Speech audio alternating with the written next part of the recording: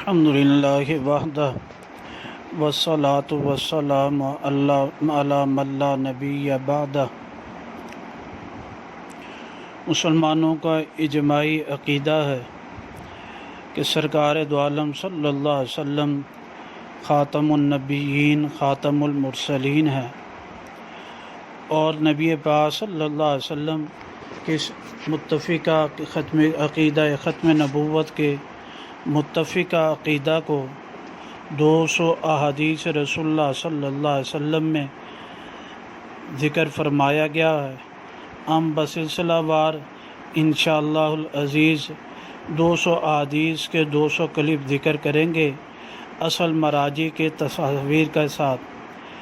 آج پہلی حدیث بخاری شریف سے ذکر کرتے ہیں۔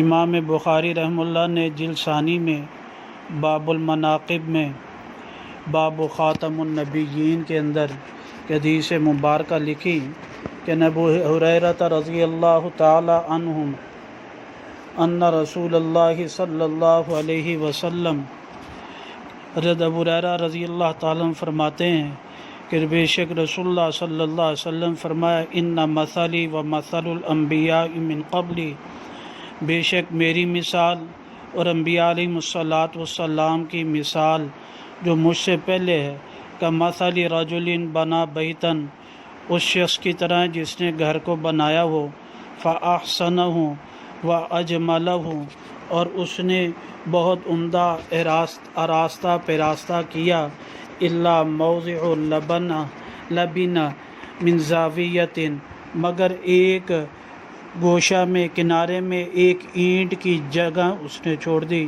فجعل الناس یطوفون بہ ویعجبون لہ، اور پس لوگ شروع ہوئے کہ چکر لگاتے ہیں، تعجب کرتے ہیں جی، اور ویقولون، کہتے ہیں اللہ وضعت ہذہ اللبنہ، کیوں نہیں اس اینٹ کو رکھا گیا؟ آپ نے فرمایا وانا خاتم النبیین، میں خاتم النبیین ہوں۔ نبی پاک صلی اللہ علیہ وسلم خاتم النبیین ہے۔ اور یہ حدیث مبارکہ امام مسلم رحمہ اللہ نے یہ مسلم شریف میں بھی ذکر کیا ہے۔ اللہ سبحانہ وتعالی عقیدہ ختم نبوت کی پاسداری، چوکیداری اور شفاعت کا ذریعہ بنا دے۔ بآخر دعوانا الحمدللہ رب العالمین۔ الحمدللہ وحدہ۔